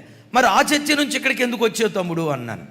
ఆ తమ్ముడు తలదించి కళ్ళెమ్మటి నీళ్లు పెట్టుకుని ఏమన్నాడు తెలుసా? అన్నా, ఆ మందిరానికి వెళ్ళేటప్పుడు పవిత్రంగా బ్రతకాలి అన్న ఆలోచనతో వెళ్ళేవాళ్ళం. ఆ మందిరంలో జరిగే వాతావరణం చూసిన తర్వాత మందిరానికి వెళ్ళి అపవిత్రతను మోసుకొని ఇంటికి వస్తా ఉన్నాం. అరే, మందిరానికి వెళ్తే అపవిత్రత ఎట్లా వస్తుంది? ఉన్న అపవిత్రతను పోగొట్టేది మందిరం కదా. మందిరానికి వెళ్తే ఎట్లా అపవిత్రత వస్తుంది? ఆ యవన తమ్ముడు చెప్తున్నాడు, అన్నయ్య, నేను పల్లెటూరులో పుట్టి పెరిగిన వాడిని. స్త్రీ అంటే శరీరాన్ని నిండుగా కప్పుకున్న స్త్రీలను మేము చూసాం, కానీ అశ్లీలమైన వస్త్రధారణతో ఉన్న స్త్రీలను చూడలేదు. మరి ఆ మందిరంలో ఏం జరిగింది తమ్ముడు? చాలామంది యవన బిడ్డలు ఫుల్ ఫిట్ మీద నిలవబడి టైట్ డ్రెస్ వేసుకొని, శరీరపు సౌష్ఠం బయట కనపడే ఆ వస్త్రాలు వేసుకొని ఫుల్ ఫిట్ మీద నిలబడి పాటలు పాడుతూ ఉంటారన్న. వాళ్ళు చేతులు ఇట్లా ఆరాధిస్తా, చేతులు అల్లాడిస్తూ ఉంటే ఆ తమ్ముడు పచ్చిగా చెప్పిన మాట, శరీరపు అవయవాలు కదులుతూ ఉంటే, అన్న, ఆ దృశ్యాలను చూసి ఎలా మేము పవిత్రంగా బ్రతకగలుగుతాం? అలాంటి వస్త్రధారణతో వేదిక మీద యవన బిడ్డలు నిలవబడితే ఒక ముసలివాడికి కూడా అపవిత్రమైన ఆలోచన వచ్చే ప్రమాదం ఉందన్న. ఇంతకు మించిన గుండెలు పిండే సంగతి ఏంటో తెలుసా? సంఘంలో దైవజనురాలంటే మాకు అమ్మతో సమానం. అమ్మ అమ్మ అమ్మ. అందుకనే మా సంఘాల్లో మేము వెళ్ళినప్పుడు దైవజనురాల్ని పట్టుకొని అమ్మగారు అని పిలుస్తాం. మా అమ్మను దైవ సేవకురాల్లో మేము చూసుకునేవాళ్ళం. మరి అక్కడేమైంది తమ్ముడు? ఆ దైవ సేవకురాల్ని చూస్తే మా అమ్మనే మనసు రావట్లా. దైవ సేవకురాల్ని చూస్తేనే మనస్సు అపవిత్రమైపోతుంది. ఏం మాట్లాడుతున్నావు రా తమ్ముడు? దైవ సేవకురాలు అంటే తల్లితో సమానం రా, తల్లితో సమానం. అన్నయ్య, నేను కాదన్నా అన్నయ్య, దైవ సేవకురాలంటే తల్లే. మరి అక్కడేం జరిగింది తమ్ముడు? వేదిక ఎక్కి ఆరాధన నడిపించే దైవ సేవకురాలు మిడ్డీలు వేసుకొని, పొట్టి పొట్టి డ్రెస్సులు వేసుకొని పొట్టి పొట్టి డ్రెస్సులు వేసుకొని స్టేజి మీద నిలబడుతుందన్నా, ఆ స్టేజి మీద తన కుర్చీ ఉంటుందన్నా, ఆ కుర్చీ మీద కూర్చున్నప్పుడు మోకాళ్ళ దాకా బట్ట ఉండదన్నా, ఆ కాళ్ళ మధ్యలో శరీరం కనపడక ఒక చిన్న బట్ట ముక్క వేసుకుంటుందన్నా, యవ్వన బిడ్డలకు ఎంత శోధన అంటే అంత శోధన. సంఘం లోకంతో రాజీ పడిపోయింది. సంఘంలోకి లోకం వచ్చింది. లోకపు వేషధారణ, లోకపు వస్త్రధారణ, లోకపు అలంకారం, లోకపు పద్ధతులు, లోకపు పరిస్థితులు సంఘాల్లో చోటు చేసుకుంటున్నటువంటి ప్రమాదం. క్రైస్తవ జనమా, లోకంలో మనం బ్రతికిన బురదలో తామర వృక్షం ఎదిగినట్లుగా లోకపు ఆచారాలు మనకు అంటకుండా మనలను మనం కాపాడుకుందుముగాక. అడిగా చప్పలు కొడుతూ స్తోత్రాలు చెప్దాం. లోకపు ఆచారాలు మనకు అంటకుండా ఒక నికార్సైన క్రైస్తవ భక్తి జీవితం చేసే ప్రజలుగా దేవుని సన్నిధిలో బ్రతుకుదుముగాక. ఎందుకు ఇలాంటి వస్త్రధారణలు వచ్చాయి? పరిశుద్ధ లేఖనాల్లో చూస్తాం కదా, కప్పుకొని ఆరాధించే ఆరాధన దేవదూతల ఆరాధన. పరలోకంలో దేవదూతలు దేవుని ఆరాధిస్తున్నాయి.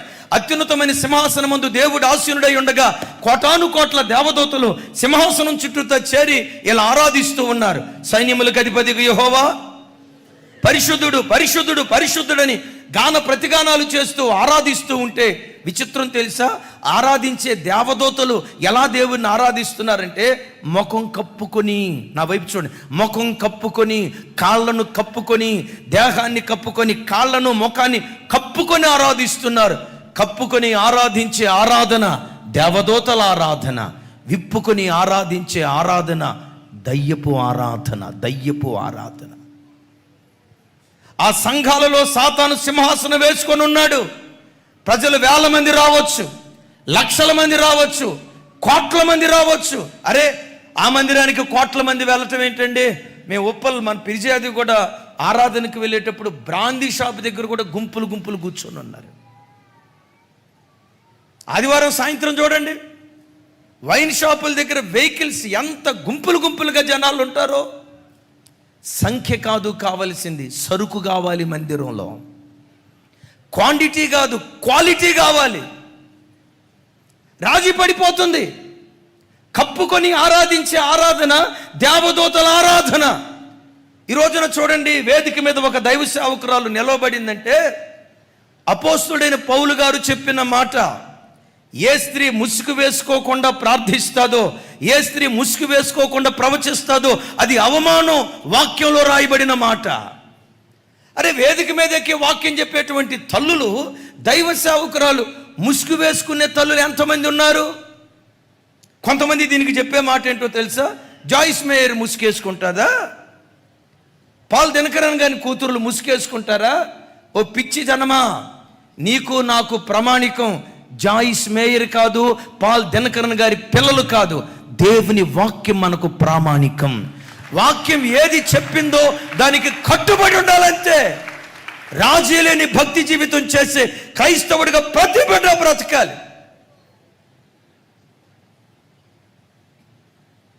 ఎవరిని చూడాలి మనం? నేనంట, ఈ నిష్ప్రయోజకుడు నన్ను కూడా మీరు చూడొద్దు. మరి ఎవరిని చూడాలి? దేవుని వాక్యాన్ని పట్టుకొని, దేవుని వాక్యాన్ని పట్టుకొని, ఆ వాక్యానికి సాతాను సింహాసనం వేసుకున్నటువంటి ఈ స్థలంలో దేవునికి సాక్షులుగా బ్రతికే అంతిపాలుగా ప్రభు కొరకు మనం నిలవబడుదుముగాక. ఎందుకు వీళ్ళు ముసుగేసుకోరు చెప్పంటారా? ఎందుకు వీళ్ళు ముసుగేసుకోరు? ముసుగేసుకోపోవటానికి కలిగిన కారణాల్లో ఒక ప్రబలమైన కారణం ఏంటంటే, ఈ టీవీ స్పీకర్లు కానీ, కొంతమంది పాస్టర్ గారులు కానీ ఫుల్గా మేకప్ వేసుకుంటారు. ఫుల్గా మేకప్ వేసుకుంటారు. మరి వేసుకున్న మేకప్ అందరికి కనపడాలంటే ముసుగు వేసుకుంటే కనపడిద్దా? మీరు చెప్పండి. కనపడిద్దా? కనపడదు. అరే, అన్ని వందల రూపాయలు పెట్టి కొంతమంది పాస్టర్ గారులకి, ఫాస్టర్ గారులకి ఫ్యాషన్ డిజైనర్లు ఉన్నారు. మ్యాచింగ్, ఆ కోటుకి ఏ టై మ్యాచింగ్, ఈ డ్రెస్కు తగ్గట్టుగా బ్యాక్గ్రౌండ్ ఏది మ్యాచింగ్. దైవ సేవకుడికి ఫ్యాషన్ డిజైనర్. ఈ ఫ్యాషన్ డిజైనర్ పితామహుడు ఎవరో తెలుసా? బిలాంగాడు. అది జనాలకు తెలియదు. ఈ ఫ్యాషన్ డిజైన్ అంతటికి పితామహుడు సాతానుగాడు. ఈ సంగతి ప్రజలకు తెలియట్లేదు. కొంతమంది ఆడపిల్లలు వేసుకునే బట్టలు ఉంటాయి, వాళ్ళు నడుచుకుంటూ వెళ్తూ ఉంటే మున్సిపాలిటీ వాళ్ళకి పని లేకుండా పోతుంది. ఏం నవ్వుతున్నారు?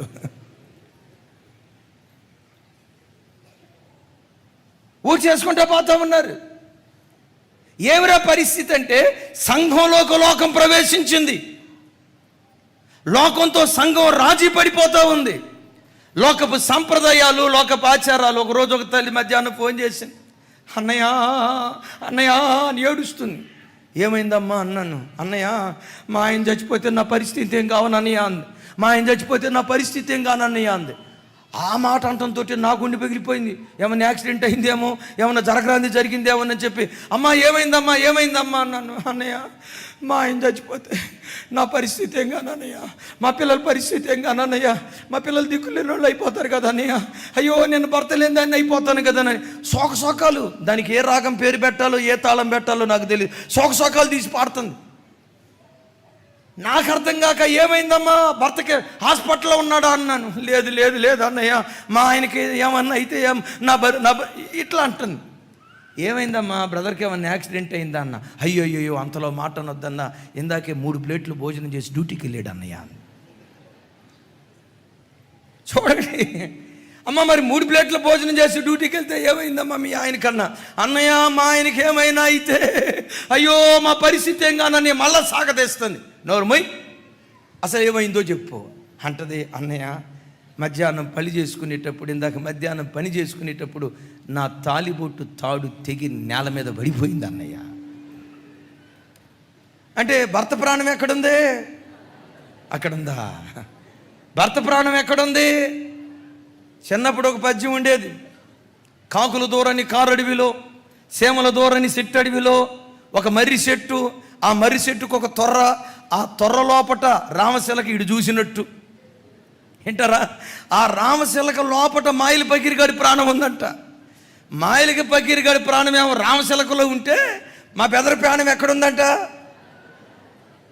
ఎవరి మాటలు ఇవి? లోకంతో రాజీ పడిన మాటలు. నా దేవుని వాక్యం ఏమంటుందో తెలుసా? యెహోవా పట్టణమును కాపాడని యెడల కావలివాడు మేలుకొనుట వ్యర్థమే. నీ భర్త ప్రాణాన్ని కాపాడేది దేవుడు, నీ పిల్లల ప్రాణాన్ని కాపాడేది దేవుడు, నీ ఇంటి వారి ఆత్మలను కాపాడేది జీవము కలిగిన దేవుడు. కొంతమంది పుట్టిన పిల్ల అన్యులు చేసుకోవచ్చు. క్రైస్తవ సంఘములోకి లోకం రాకూడదు. కొంతమంది పిల్లలు, చిన్న పిల్లల్ని తీసుకొచ్చి ప్రార్థన చేయండి అంటారు. బొగ్గ మీద నల్ల సొక్క పెడతారు. ఎందుకమ్మంటే దిష్టి తగలకుండానండి. దిష్టి తగలకుండా, నేనంట కీడు కలగకుండా దిష్టి చుక్క కాపాడిద్దా దేవుడు కాపాడుతాడా? మరి ఎందుకు అవి పెడుతున్నారు? నేను చాలాసార్లు చెప్పా, ఇది ఎన్నిసార్లు చెప్పినా దీని రసం తరగదు. నా స్నేహితుడు ఒకడు ఉన్నాడు, వాడు అమరావతి నగర అపురూప శిల్పం. అమరావతి నగర అపురూప శిల్పం. నేను నలుపు అనుకుంటే వాడు నాకు ముత్తాత. నాకంటే అంత భయంకరమైన రంగులో ఉంటాడు. అద్భుతం. వాడు నవ్వితే కళ్ళు పళ్ళు తప్ప ఏవి కనపడవు, అంత అద్భుతమైన రంగు. వాడు నా స్నేహితుడు, వాడి పెళ్ళి, ఆడి పెళ్ళికి నేను వెళ్ళా. ఈ చిత్రం ఏంటో తెలుసా? వాడు బొక్క మీద సొక్క పెట్టుకున్నాడు. నేను అడిగా, ఒరే ఎందుకు సొక్క పెట్టుకున్నావురా అన్న. అంటాడు, ఎందుకు పెట్టుకునేది ఏమందరా, దిష్టి తగలకుండారా, మూతి ముందుకు చాపి అన్నాడు. నేను అన్నా, నిన్ను చూసినోడికి దిష్టి తగలకపోతే మేలురా. లోకం దేంతో రాజీ పడుతుంది? సంఘం దేంతో రాజీ పడుతుంది? లోకంతో రాజీ పడిపోతుంది. అంతిపనే ఆ ఒక్క వ్యక్తి తన ప్రాణం కంటే అపోస్తుల బోధ కొరకు సాక్షిగా తను నిలవబడ్డాడు. తన ప్రాణం కంటే దేవుని వాక్యాన్ని మరెక్కువగా ప్రేమించాడు. యేసయ్యకి మహిమ కలుగును గాక. కొంచెం గట్టిగా చెప్దాం ఆమేన్. కొంచెం గట్టిగా చెప్దాం ఆమేన్. ఆ మధ్య ఒక ఆయన అడిగాడు నన్ను, ఏమంటే పాస్తమ్మ గారు కానీ ఇక్కడ కూర్చున్న చెల్లెలు కానీ బంగారు ఆభరణాలు ఎందుకు ధరించరండి అన్నాడు. ధరించడం పాపం అన్నాడు. పాపం అని నేను అనలేదయ్యా, కానీ ఒకటి మాత్రం చెప్తా, పుణ్యం మాత్రం కాదు. తెలుగులోనే చెప్పానమ్మా. పాపం కాదు అనలా. తర్వాత అది అవసరమైన మాట తీసేస్తావు తల్లి. పుణ్యం మాత్రం కాదన్న. సరే పాపమో పుణ్యమో ఎందుకు పెట్టుకోరు మీరు చెప్పండి నన్ను అన్నాడు. అయ్యా నువ్వు వింటానంటే ఒక 2-3 నిమిషాలు బట్టి తింటావా అన్నాను. 2 నిమిషాలు కాదు, 3 నిమిషాలు కాదు, గంట సేపు చెప్పినా నేను వింటాను చెప్పండి అన్నాడు. అసలు ఈ ఆభరణాలు అనేవి ఎలా వచ్చాయంటే, నేను చరిత్ర చెప్పుకుంటా యెహోవా ఎదుట పరాక్రమం కలిగిన వేటగాడు ఒకడున్నాడు. ఏం పేరు? ఆడి పేరు నిమ్రోద్. ఆడికి ఒక భార్య ఉంది, ఆయనకు ఒక కొడుకున్నాడు. గమనించండి, తననేమో సూర్యునిగా ఆరాధించమని, భార్యనేమో చంద్రునిగా ఆరాధించమని, తన కొడుకునేమో నక్షత్రాలుగా ఆరాధించమని లోకంలో ప్రవేశపెట్టి, మీరు గమనించండి, చెవులకు వేసుకునే ఏ పోగైనా నక్షత్రపు ఆకారంలో ఉంటుందో ఉండదో ఇంటికి పోయిన తర్వాత చూడండి. అంటే చెవికి నక్షత్రపు ఆకారంలో ఉన్న పోగును పెట్టుకున్నారంటే దాని అర్థం ఏంటంటే నిమ్రోదు గాడి కొడుకును ధరించారని దాని అర్థం అంటయ్యా. నాకు తెలీదు, నేను విన్నాను. ఇప్పుడు మీ గుండెల్లో భయం పుట్టుకొచ్చింది. ఎట్లా అనుకుంటున్నారు? గమనించండి, కొన్ని బంగారు ఆభరణాలు అర్ధచంద్రాకారంలో ఉంటాయి. అది నిమ్రోదు భార్యకు సాదృశ్యం అయ్యా. కొన్ని ఆభరణాలు సూర్య తేజస్సులాగా ప్రకాశిస్తూ ఉంటాయి. నిమ్రోదు గాడికి సూచన అయ్యా. మాకున్న భయం ఏంటంటే నిమ్రోదు గాడిని మనం ధరించడం ఏంటి? అరే నిమ్రోదు గాడి భార్యను మనం ధరించడం ఏంటి? నిమ్రోదు గాడి కొడుకును మనం ధరించడం ఏంటి? మన దేహమందు దేవుని ఆత్మను మనం ధరించాలి. శరీరమందు దేవుడు ఆత్మస్వరూపిగా సంచరించాలి. వాడు రాకూడదని అన్నాడు. ఇప్పుడు అర్జెంటుగా మా ఇంటికి వెళ్ళి మా ఆవిడ చెవులకు ఉన్నాయి, మా అమ్మాయి చెవులకు ఉన్నాయి, నేను దాచిపెట్టుకున్న పులిగోరు మొత్తం తీసుకొచ్చి ఏం చేస్తావన్నా, మీకు మాత్రం ఈయన అన్నాడు. నేను అడగలేదు కదా అన్న, తీసేస్తానయ్యా అన్నాడు. నా ప్రభు బిడ్డలారా గమనించండి, సంఘములోకి లోకం రాకూడదు. సంఘం లోకంలోనే బ్రతుకుతుంది. సాతాను సింహాసనం వేసుకున్న స్థలంలోనే బ్రతుకుతాయి. కానీ సంఘం ఎలా ఉండాలో తెలుసా? సాతాను సింహాసనం వేసుకున్న ఈ స్థలంలో యేసుక్రీస్తుకు సింహాసనం వేసే సంఘంగా సంఘం మారిపోవాలి. Praise the Lord. సంఘం ఎవరికి సింహాసనం వేయాలి? సాతాను కాదు, లోకపు ఆచారాలకు కాదు, లోక పద్ధతులకు కాదు, లోకపు సాంప్రదాయాలకు కాదు. లేఖనాల్లో చూస్తాం కదా, ఇశ్రాయేలీయులు చేయు స్తోత్రములపై ఆయన ఆసీనుడై ఉన్నాడు. మన స్తుతులే దేవునికి సింహాసనాలుగా మారాలి. నీ గుప్పెడంత గుండె గదే దేవునికి సింహాసనంగా మారాలి. మన ఇల్లు సాతానుకు సింహాసనాలుగా ఉండకూడదు, దేవునికి సింహాసనాలుగా ఉండును గాక. చప్పలు కొడితే యేసయ్యకు స్తోత్రాలు చెప్దాం. బిలాము ఎందుకు తాను వక్ర మార్గంలోకి వెళ్ళాడంటే, బిలాము గాడు కావాల్సింది ఏంటంటే డబ్బు. నా వైపు చూడండి, ఏం కావాలి? కొంచెం గట్టిగానండి. నా ప్రభు బిడ్డలారా, ఈ కడవరి దినాల్లో సంఘం డబ్బుకు అమ్ముడుపోయింది. అందరూ కాదు సుమి, కొన్ని సంఘాలలో కొంతమంది దైవ సేవకులు ప్రజల దగ్గర నుంచి డబ్బు ఎలా రాబట్టాలా అని బిలాము ఆత్మ కలిగి ఎలా తంత్రంగా ప్రజల దగ్గర నుంచి డబ్బులు ఆగుతున్నారో తెలుసా? ఒక సేవకుడు అంటాడు, ఏమంటాడు తెలుసా? పలానా ఆయన మా టీవీ ప్రోగ్రాంకు స్పాన్సర్ చేశాడు. స్పాన్సర్ చేసిన నెలలోనే వాళ్ళ భార్య గర్భాన్ని దేవుడు తెరిచాడు. మీ గర్భాలు మూయబడ్డాయా? అయితే మీరు కూడా చెప్పాలి. అప్పుడు వాళ్ళు అనుకుంటారు, ఈ టెస్ట్ ట్యూబ్కి వెళ్ళి 3 లక్షలు ఖర్చు పెట్టే కంటే 2-3 టీవీ ప్రోగ్రాములు ఖర్చు పెడితే 50,000 రూపాయలు అయిపోద్ది. ఈ అమాయకపు ప్రజలు ఒక 50,000 రూపాయలు ఆ సేవకుడి చేతులు పెట్టడం, ఆ సేవకుడు గమనించండి, లోకపు ఆశలను ఎర్రజూపి ప్రజల దగ్గర నుంచి డబ్బు రాబట్టుకుంటున్నారు. ఎవరో తెలుసా? బిలాము ఆత్మ కలిగిన దైవ సేవకులు.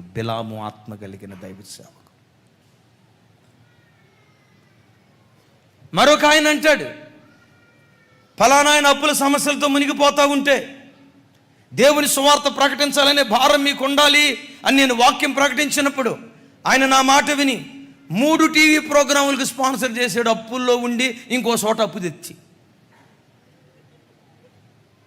మొత్తానికి 1,50,000 రూపాయలు అప్పు అయింది.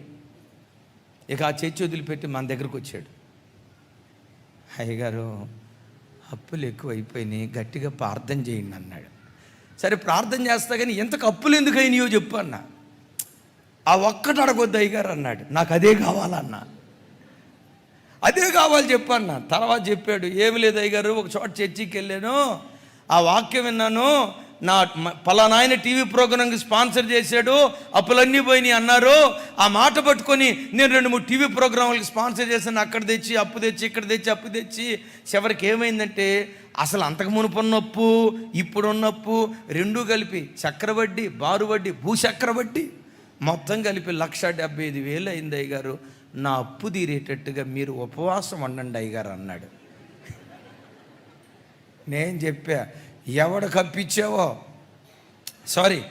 ఎవడికి స్పాన్సర్ చేసావో అక్కడికి వెళ్ళు, నీ డబ్బు ఎవరికి ఇచ్చావు? నా ప్రభు బిడ్డలారా, నా తట్టు చూడండి. సంఘము ఈరోజు ధనాపేక్ష ముసుగులో పడిపోయి కొన్ని ఆకర్షణలను చూయించి ప్రజల దగ్గర నుంచి డబ్బు రాబట్టుకునే బోధ, అది బిలాము బోధ. మీరు దీనికి సాక్షులు. మన మందిరానికి వచ్చే బిడ్డలు ప్రతి నోటా చెప్పే సాక్ష్యం ఏంటంటే, సాక్ష్యం ఏంటో తెలుసా అన్న, అసలు ఆదివారపు ఆరాధన అయిపోయిన తర్వాత కానుకలే బట్టరు ఏంటన్నా మీరు? మీ ప్రసంగాల్లో కానుకలను కూర్చిన ప్రసంగమే ఉండదు ఏంటన్నా? దశంభాగాలను కూర్చిన ప్రసంగమే ఉండదు ఏంటన్నా? చేస్తా, ఎందుకంటే బైబిల్లో రాయబడింది కాబట్టి తప్పకుండా దశంభాగాల ప్రసంగం తప్పకుండా చేస్తాను, ఎందుకంటే బైబిల్లో రాయబడింది. మనం బైబిల్ కంటే నీతిమంతులం కాదు కదా.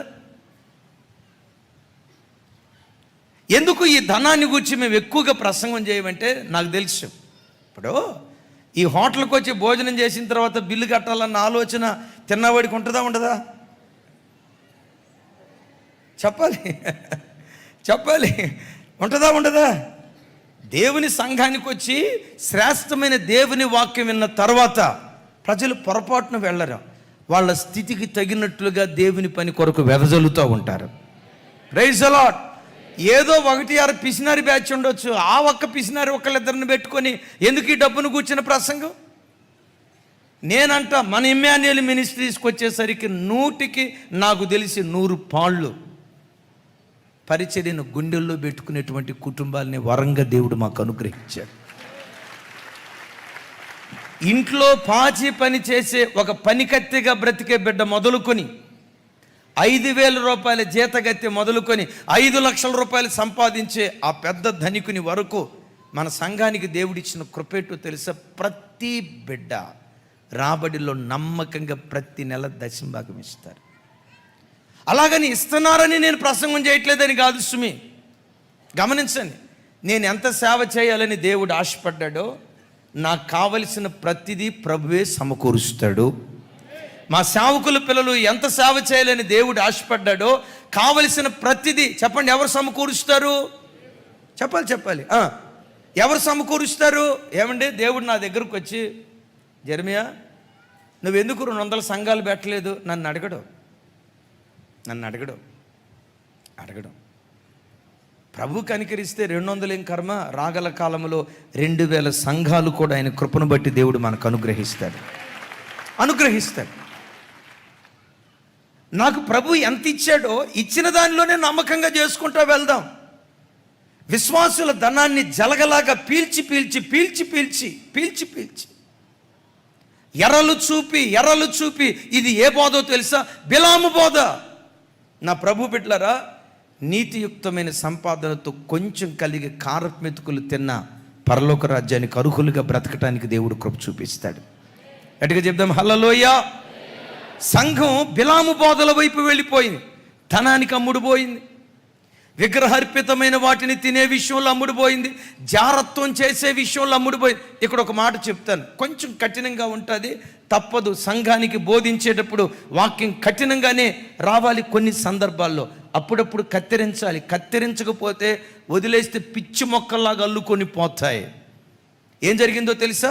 పరిచర్య అనే పేరు చొప్పున పరిచర్య, మేము వడ్డిస్తాం, మేము భోజనాలు పెడతాం, ఇదిగో ఇశ్రాయేలీయులకు భోజనం వడ్డిస్తామని పరిచర్య ముసుగులో అక్కడ పాపం జరిగింది.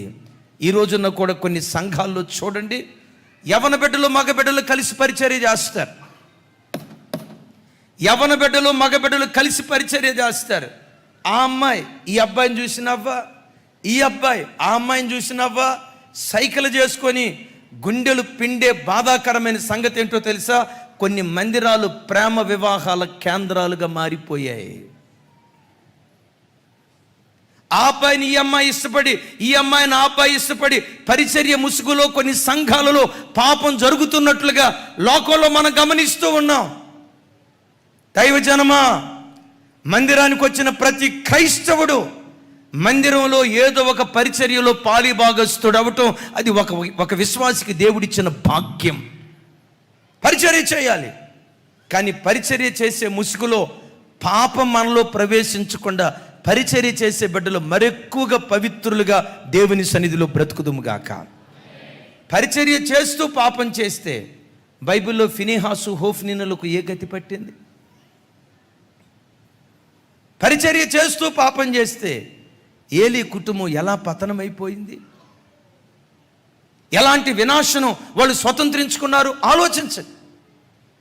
ఈ రోజున అనేక మంది యవన బిడ్డలు మందిరాల్లో పరిచర్య అని పరిచర్య కొరకు పరిగెత్తి, అయ్యలారా, పరిచర్య ముసుగులో కొన్ని చోట్ల దారి తప్పి ప్రవర్తిస్తున్న దినాలు. దీనికి పితామహుడు ఎవరో తెలుసా? బిలాంగాడు.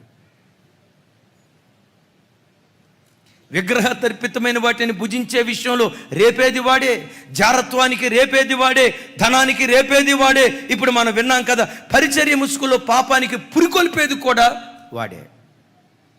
సాతాను సింహాసనం వేసుకున్న లోకంలోనే బ్రతుకుతాం. కానీ ఎలా బ్రతకాలో తెలుసా?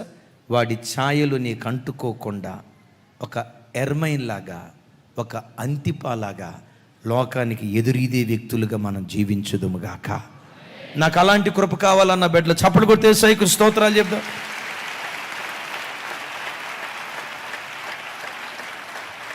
ఆమేన్. నెక్స్ట్ ఆ తర్వాత మాట ఒక మాట అంటారు చూడండి, ప్రకటన గ్రంథం 2వ అధ్యాయం 15వ వచనం. నాతో కలిసి అందరి మాట చెప్పండి. అటువలనే నికోలాయితుల బోధన అనుసరించువారు నీలో ఉన్నారు. 2 బోధలు, ఒక బోధ ఏమో బిలాము బోధ, రెండవ బోధ ఏమో నికోలాయితుల బోధ. ఈ నికోలాయితును గూర్చి అపోస్తల కార్యాల్లో రాసి ఉంటుంది. తమ్ముడు రెఫరెన్స్ చూపించు. అపోస్తల కార్యాల్లో రాసి ఉంటుంది. నికోలాయితును గూర్చి ఏమని రాసి ఉంటుందంటే యోధా మత ప్రవిష్టుడు అని రాసి ఉంటుంది, చివరి రాసి ఉంటుంది. చూడండి, అపోస్తల కార్యం 6వ అధ్యాయం 5వ వచనం. నాతో కలిసి, యూదుల మత ప్రవిష్టుడును అంత్యొకయ వాడును వగు నికోలాసు అనువానిని ఏర్పరచుకునిరి. రైట్. నికోలాయితు బోధ నికోలస్ నుంచి పుట్టుకొచ్చింది. కొలంబస్, నికోలస్, ఆ పేర్లు మీరు వినుంటారు కదా. నికోలస్ బోధ, అసలు ఈ నికోలస్ ఎవరయ్యంటే యోధా మత ప్రవిష్టుడు. గమనించండి, యోధా మతంలో ప్రవేశించి యూదుడు కాదు, యోధా మతంలో అన్యుడే, యోధా మతంలో ప్రవేశించి నిస్తాగరిస్తుడిగా బ్రతికినటువంటి వాడు. అందుకనే ఇతని గూర్చి వాక్యంలో రాయబడిన మాట ఏంటంటే యోధా మత ప్రవిష్టుడు అని రాసి ఉంటుంది. ఇంకొకసారి మీకు గుర్తుకు తెస్తా, ఈ నికోలస్ యూదుడు కాదు, అన్యుడు. యోధా ధర్మశాస్త్రాన్ని చదివిన తర్వాత యోధా మతంలో ప్రవేశించి నిష్టగా బ్రతికినటువంటి వాడు. అందుకని అతనికి పెట్టబడిన పేరేంటంటే యోధా మత ప్రవిష్టుడు అని రాసి ఉంది. నాతో కలిసి చెప్పండి, యోధా, పెద్దగా, యోధా మత ప్రవిష్టుడు. మరొకసారి, యోధా మత ప్రవిష్టుడు, ప్రవేశించి నిష్టగా బ్రతికినటువంటి వాడు. ఏంటా నిష్ట? సున్నతి ఆచారం. ఏంటా నిష్ట? పస్కా పండుగను ఆచరించటం. ఏంటా నిష్ట? పులియని రొట్టెల పండుగను ఆచరించటం. ఏంటా నిష్ట? ప్రథమ ఫలాల పండుగను ఆచరించటం. ఏంటా నిష్ట? అలా లేఖనాల్లో చూసుకుంటూ వెళ్తే పెంతుకోస్తు పండుగను ఆచరించటం. ఇజ్రాయేలీలు 7 రకాల పండుగలు ఆచరించేవాళ్ళు, సున్నతిని జరిగించేటువంటి వాళ్ళు. గమనించండి, ఈ నికోలస్ ఏం చేశాడంటే క్రైస్తవ్యంలోకి వచ్చి మన క్రైస్తవ్యాన్ని అంగీకరించుదాం, అట్ దట్ సేమ్ టైం సున్నతిని కూడా ఆచరిద్దాం. క్రైస్తవ్యాన్ని ఆచరించుదాం, అట్ దట్ సేమ్ టైం పస్కా బలిని కూడా ఆచరిద్దాం. క్రైస్తవ్యాన్ని ఆచరిద్దాం, అట్ దట్ సేమ్ టైం పులియని రొట్టెల పండుగను కూడా ఆచరిద్దాం. క్రైస్తవ్యాన్ని ఆచరిద్దాం, అట్ దట్ సేమ్ టైం పెంతుకోస్తు పండుగను కూడా జరిగిద్దాం. క్రైస్తవ్యాన్ని ఆచరిద్దాం, అట్ దట్ సేమ్ టైం ప్రథమ ఫలముల పండుగను కూడా ఆచరిద్దాం అని చెప్పి క్రైస్తవ్యములోకి యోధా మత సంబంధమైనటువంటి నిష్ఠాగరిష్టాలు ప్రవేశపెట్టడానికి ప్రయత్నం చేసిన వాడు ఈ నికోలస్. నా మాట అర్థమైందా? ఈ కాలంలో కొన్ని సంఘాలలో కూడా పస్కా పండుగను ఆచరిస్తారు. ఏ పండుగ? అందరూ చెప్పాలి ఇక్కడ ఈ మాట. ఏ పండుగను ఆచరిస్తారు? ఇశ్రాయేలీలు నెల మొదట 14వ రోజు ఏ పస్కా పండుగను ఆచరించేవాళ్ళు కొంతమంది క్రైస్తవులు ఈవెన్ టిల్ డేట్ ఈ రోజు కూడా పస్కా పండుగను ఆచరిస్తారు. ఎందుకయ్యా మీరు పస్కా పండుగను ఆచరిస్తారంటే వాళ్ళు చెప్పే తెలివితో చెప్పే మాట, తెలివి అనే కంటే కూడా కుయుక్తితో తంత్రంతో చెప్పే మాట. ఏమంటారు తెలుసా? యేసు ప్రభు పస్కా పండుగను ఆచరించాడా లేదా అంటారు. చెప్పండి, యేసు ప్రభు వారు పస్కా పండుగను ఆచరించారా లేదా? ఎస్, ఎవరో చెప్తున్నారు, గట్టిగా చెప్పాలి. ఆచరించారు. మరి యేసు ప్రభు వారు ఆచరించినప్పుడు మనం ఆచరించాలా లేదా? ఏమి సైలెంట్ అయిపోయారు? ఇంకోసారి చెప్తానండి, మరలా నాకు అందరూ పెద్దగా సమాధానం చెప్పాలి. బాల్కనీలో ఉన్న భక్తులారా నా వైపు చూడండి, అందరూ పెద్దగా చెప్పాలి. యేసు ప్రభు వారు పస్కా పండుగ ఆచరించారా లేదా? పెద్దగా. మరి యేసు ప్రభు ఆచరించినప్పుడు మనం ఆచరించాలా లేదా? చప్పట్లు కొట్టండి, అమ్మ చెప్పేసింది సమాధానం. తల్లి చెప్పిన మాట ఏంటంటే ఆచరించాల్సిన అవసరం లేదు. ఎందుకంటే మన కొరకు పస్కా బలి పశువైన యేసుక్రీస్తు వారు యాగమైపోయారు గనుక మరొక పస్కా బలి వధించాల్సిన అవసరం లేదు. చూడండి అమ్మ, ఏం చదువుకున్నావు తల్లిను?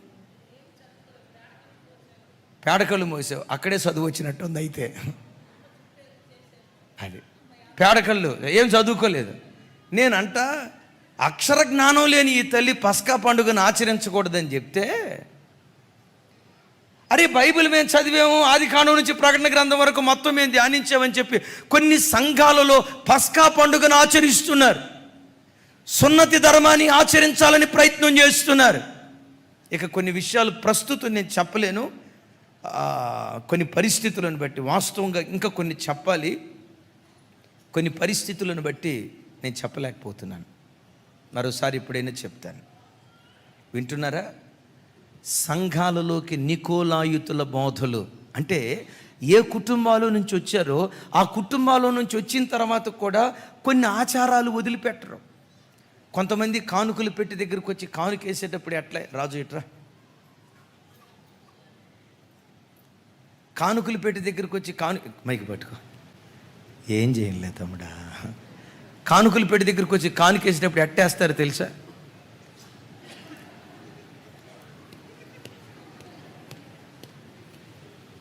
నికోలాయితో ఎంత వేసింది కానుక? 101 రూపాయి. నికోలాయితో అర్థమైందా? ఎంత వేసింది కానుక? 116. 216. ఇంకొక మాట, ఇంకో 16 చెప్పండి.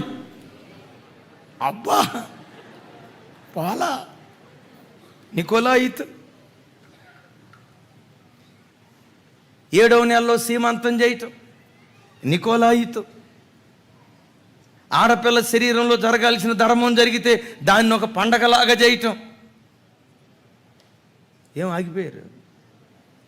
ఆ మధ్య ఒక చెల్లి చెప్పింది, అన్నయ్య అమ్మాయి గర్భవతిగా ఉన్నప్పుడు సూడిదలు తీసుకెళ్ళాలి కదా అన్నయ్య. ఎవరు చెప్పారమ్మా? సరే ఏమైందమ్మా? సూడిదలు తీసుకెళ్ళామన్నా. ఏమంటా తీసుకెళ్ళాము, సూడిదలు తీసుకెళ్తే అంతా బూడిదే మిగిలిపోయిందన్న, అంతా బూడిదే మిగిలిపోయిందన్న. ఎందుకు బూడిద మిగిలిందన్నా? ఆ సూడిదలు తీసుకెళ్ళేటప్పుడు రైక ముక్కలు ఒక రైక ముక్క తక్కువైందంట, కొబ్బరి చెప్పు తక్కువైందంట. వాడన్నాడంట, మేమంత విలువలేని వాళ్ళగా కనపడుతున్నావా? నేను మనసులో అనుకున్నా, దేవునికి స్తోత్రం కలుగునుగాక. నికోలాయితు వీడు ప్రభు దగ్గరికి వచ్చాడు, కానీ ఆ అన్య సంబంధమైన వాటిని విడిచిపెట్టట్లేదు. నా ప్రభు బిడ్డలారా, సంఘం లోకంతో రాజీ పడకుండా, రాజీ లేని భక్తి జీవితం, క్రైస్తవ జీవితం ఒక క్రైస్తవుడు చేయగలిగితే ఆ క్రైస్తవుడికి 3 బహుమానాలు నేను ఇస్తానని దేవుడు వాగ్దానం చేస్తున్నాడు. ఏంటో ఆయన ఇచ్చేటువంటి బహుమానాలు చూడండి ఒకసారి. ప్రకటన గ్రంథం 2వ అధ్యాయం 17వ వచనం. 2వ అధ్యాయం, తమ్ముడు త్వరగా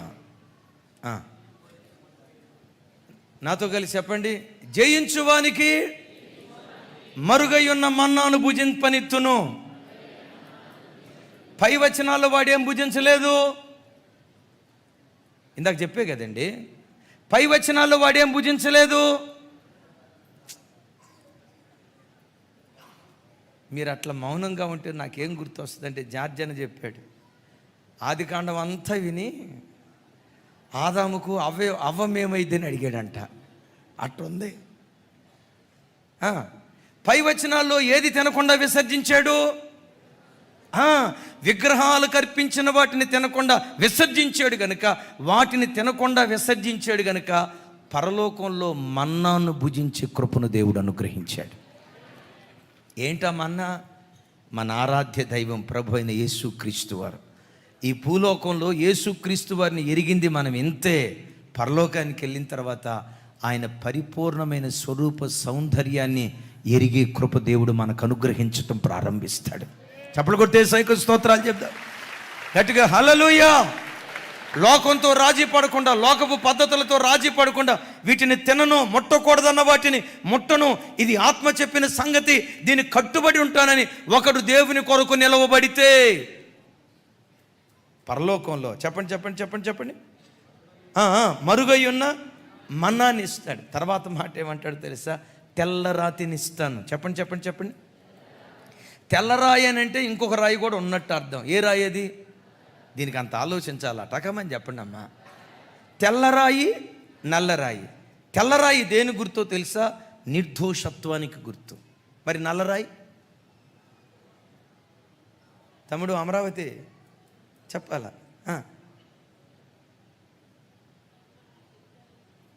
తెల్లరాయి నిర్దోషత్వానికి గుర్తు.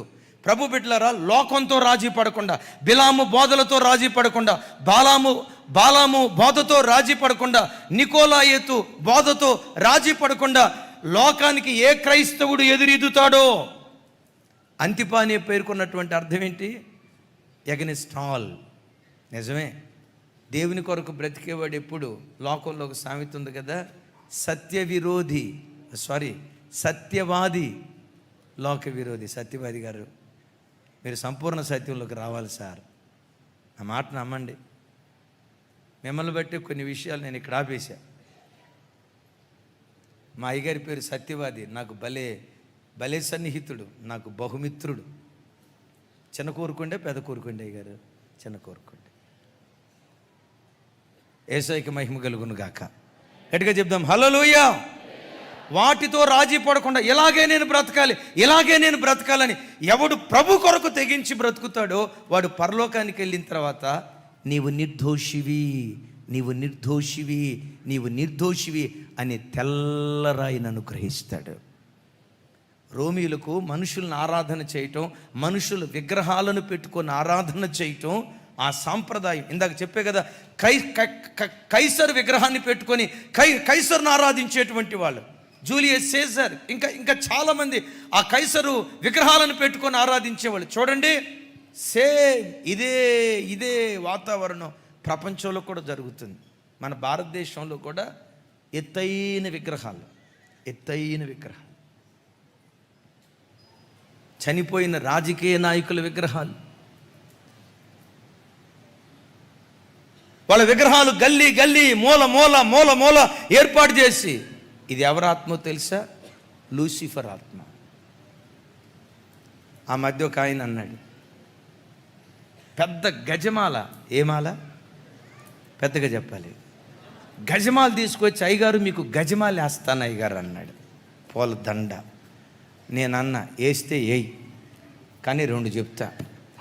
నాకు తెలిసి పూలదండ వేసేది ఇద్దరికి.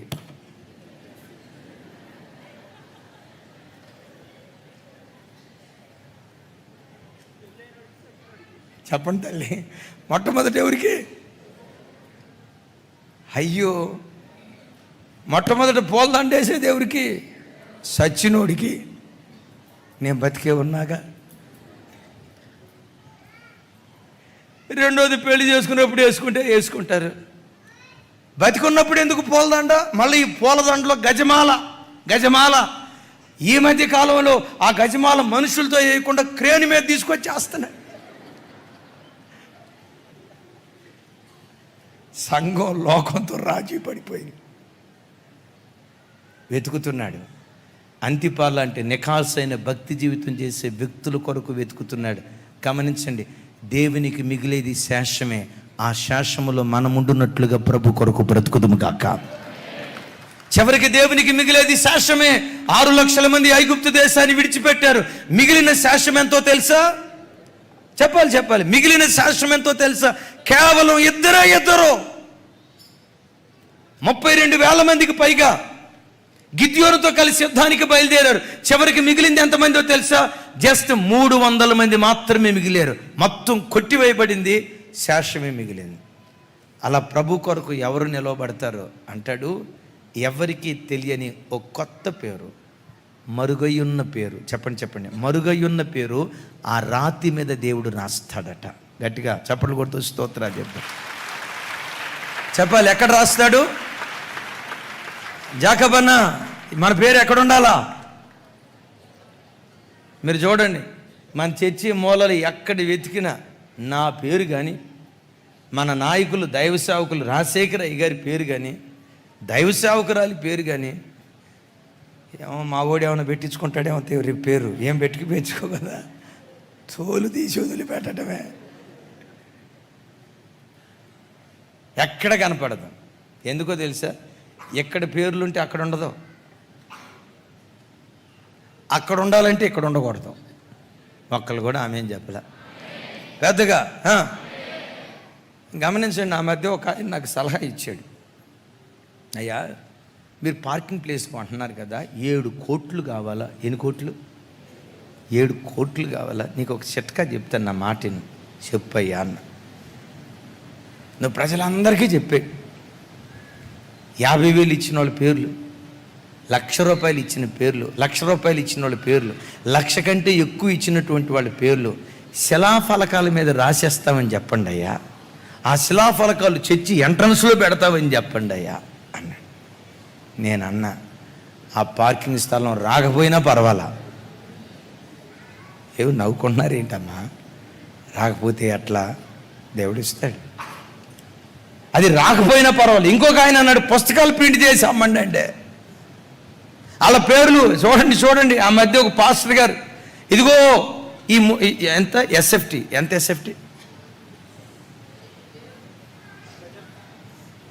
గజం స్థలం కొనుక్కున్న వాళ్ళ పేర్లు శిలాఫలక మీద రాసిస్తాం. అబ్బాయి, ఎంత బంపర్ ఆఫర్ అండి!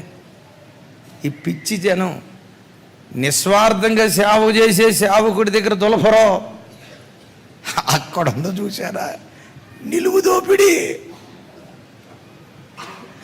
ఒరే, దేవుని సేవ ఖర్చు పెట్టండి రా నాయన. నిస్వార్థంగా దేవుని పని చేస్తున్నాం, మాకు దేవుని పని తప్ప ఇంకో ప్రపంచం లేదు అని అంటే, ఏటి మీద ఉండాలి పేర్లు? నేనంట, ఇక్కడ పూర్తిగా మరుగైపోద్దాం.